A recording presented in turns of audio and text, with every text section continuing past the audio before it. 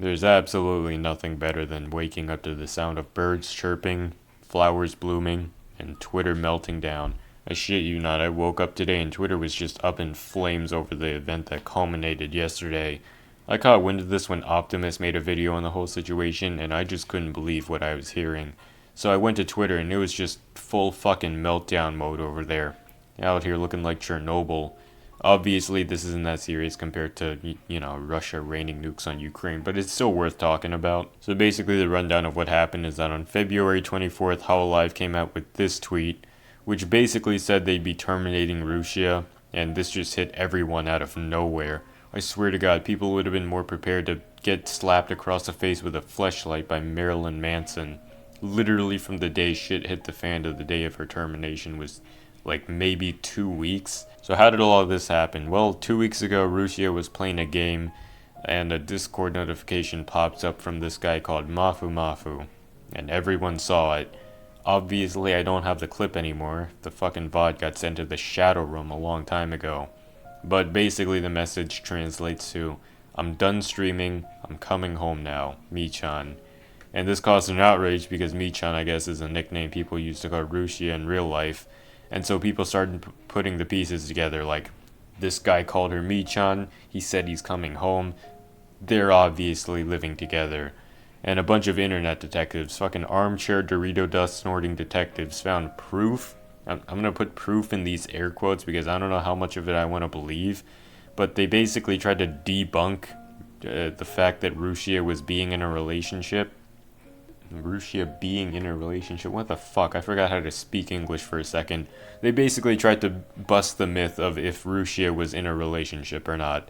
And so this entire thing got blown way out of proportion, which led to Rushia having to try to defend herself because these fucking limp dick psychopaths went apeshit, fucking flipping their desk over when they find out that Rushia has an actual life outside of the internet. Like, what the fuck was gonna happen when they find out that there's a 0% chance you're gonna be dating Rushia, an anime girl on the internet that you know nothing about? Imagine what they'll be like when I tell them that Rushia is just playing a persona, and she's not actually their girlfriend. They probably rip their own goddamn dicks off and start shoving metal rebars up their ass to get over it. So she went to this other YouTuber called Kore Kore, which is basically just Japanese Keemstar. And they talked, and I guess Rushia gave out too much sensitive information, enough to prompt Cover Corp, which is the dudes that run Hololive, to start their own investigation because I guess that's one of the rules in their contract. You're not allowed to disclose any, sensitive information or confidential shit. And I guess in the end they concluded that Rushia did in fact violate her contract. You can see in their official statement here that Rushia has been distributing false information to third parties and has been leaking information, including communications regarding business matters.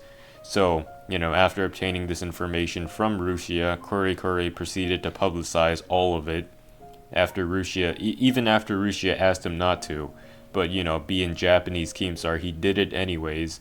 Which, I don't exactly blame him because he could have had good intentions. Like, he could have been trying to help Rushia out by trying to, prove her innocence. Like, hey, look at all this proof that they're not dating. But it just ended up, leading to her termination.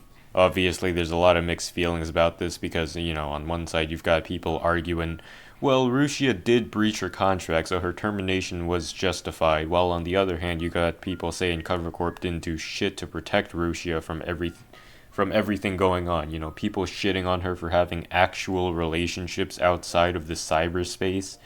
I mean, to be fair, they did come out with this one statement shortly after the whole controversy, saying that they don't interfere with the talent's life outside of being a VTuber. And frankly, I don't think either Rushia nor Cover Corp did anything wrong in this case because breaching an NDA is pretty damn serious.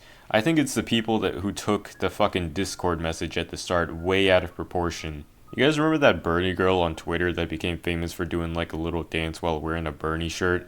Yeah, this kind of, what the fuck was her name? Fucking Nico or something? This kind of reminds me of that because she speed ran losing her followers when she said that she had a boyfriend on stream. but instead of losing followers, Rushia lost her job. And if her fans didn't get so mad and just blow this shit up to ungodly levels, then I don't think Rushia would have went to Kore to try to prove her innocence, which in turn wouldn't have made her leak any confidential information, I don't think. Assuming she hasn't done this in the past, of course. But I highly doubt she would have, considering she's one of Cover Corp's top earners. I think she's made over like $1 million from super chats alone.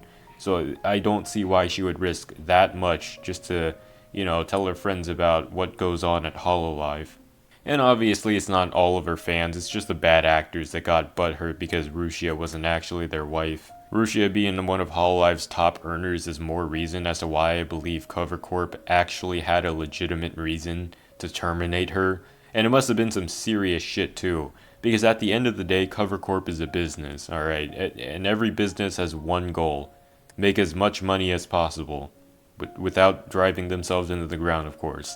So for them to drop that much revenue that Rushia was making for them isn't something they do over something as trivial as Rushia revealing that she's in a relationship.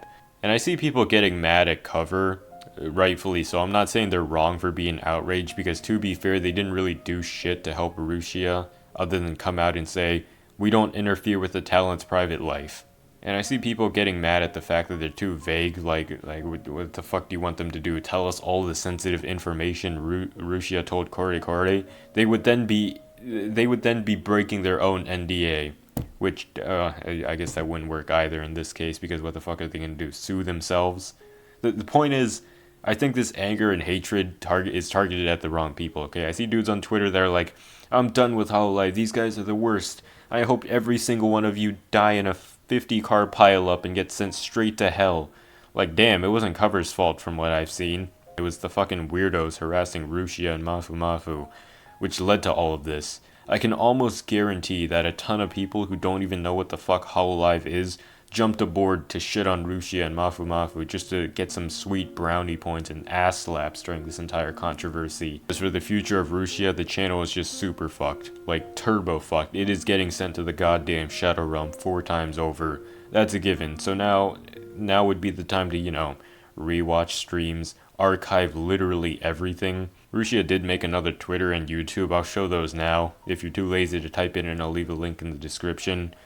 But, yeah. Shit fucking sucks sometimes. Hopefully things get better for everyone involved. I know Kiryu Coco left Hololive with a bang, but for Rushia, it's just, like, depressing, man. Like, damn. There's no goodbye. It's nearly the end of the month, so I doubt we're gonna get a goodbye stream. Shit fucking sucks. But, yeah, that's about it. I know I'm doing fuck all by making this video, but I just wanted to talk about it. And, yeah, that's about it. Take it easy, everyone.